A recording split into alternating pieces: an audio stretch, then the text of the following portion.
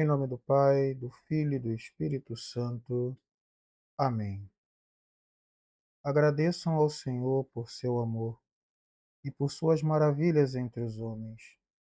Deu de beber aos que sofriam tanta sede, e aos famintos saciou com muitos bens. Glória ao Pai, ao Filho e ao Espírito Santo, como era no princípio, agora e sempre. Amém. No Evangelho de hoje, de Mateus 22, de 34 a 40, nosso Senhor Jesus Cristo resume a lei e os profetas diante de uma provocação feita pelos fariseus. Depois que os fariseus descobriram que Jesus tinha feito calar os saduceus, resolveram eles mesmos criar um problema teológico para Jesus. Óbvio que esse problema, tentado criar por eles, era com a intenção de acusá-lo e, a partir daí, matá-lo. Na verdade, esse era o objetivo. Porém, a resposta de Nosso Senhor faz com que alguns cristãos, eh, muito tempo depois do acontecido, pudessem entender que, como se a moral cristã, quando ele fala amar a Deus e amar o próximo, pudesse ser da seguinte maneira: olha, contanto que você ame a Deus e ame o próximo, você pode fazer qualquer coisa. Nosso Senhor não estaria aqui nesta frase realmente resumindo toda a lei e os profetas. Seria como se ele dissesse: olha, o que realmente importa é o amor e as outras coisas são como que acidentes da lei. Só que não é bem assim. Porque quando Nosso Senhor diz que é amai a Deus de todo o teu coração, de toda a alma, de todo o entendimento, é amar a Deus com os atos, inclusive. Não somente como um amor meio genérico, assim, "Ah, eu amo a Deus, eu gosto muito". Não é um amor frouxo, é específico. E é específico manifestado em atos. E nós sabemos disso.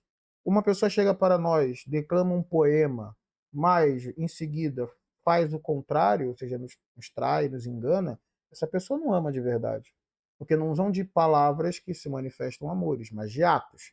Bom, então, como que nós percebemos que, de fato, toda a lei está resumida nesses dois mandamentos que Nosso Senhor falou?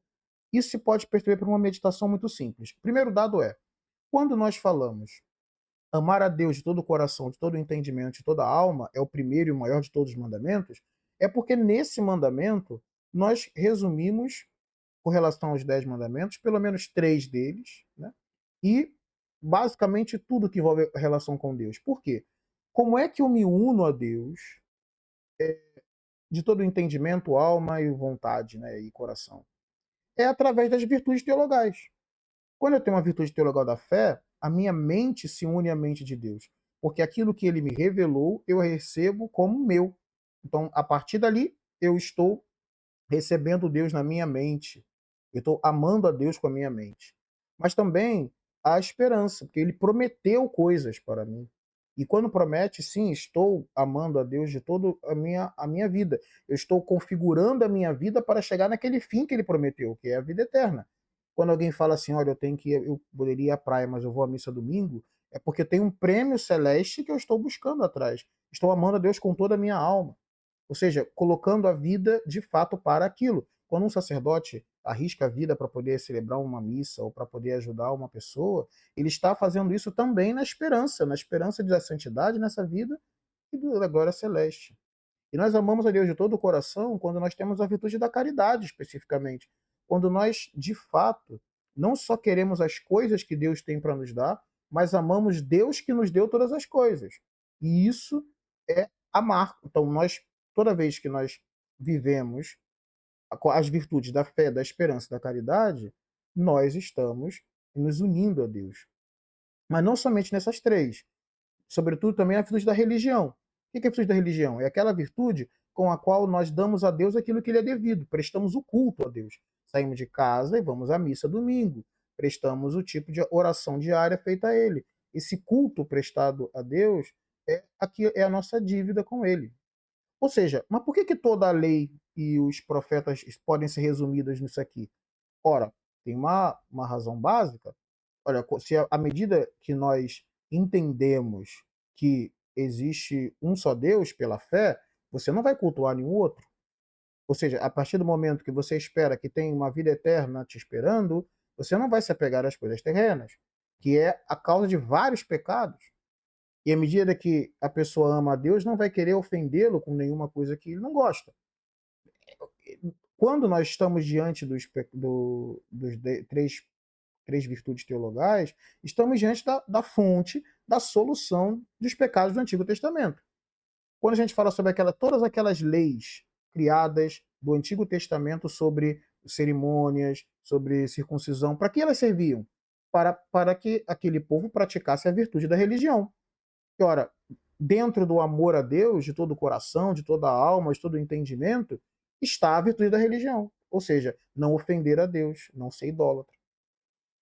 A mesma coisa acontece com aquelas leis morais que dizia sobre o modo como cada pessoa deveria se comportar um com o outro. Essas leis, elas também supõem esse vínculo da esperança divina e o amor com Deus. O segundo tipo de lei é amar ao próximo como a si mesmo, que também é um mandamento do Antigo Testamento. Mas se nós pararmos para ver, várias coisas que nós encontramos na lei do Antigo Testamento se refere à justiça.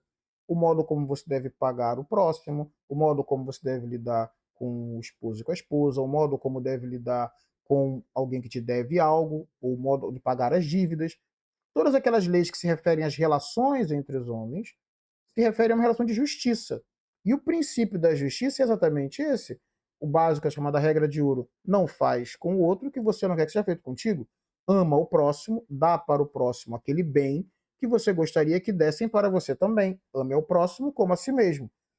Ou seja, tudo que envolve justiça no Antigo Testamento, justiça comutativa entre as pessoas, está nesta lei, que é a do primeiro, a segundo mandamento.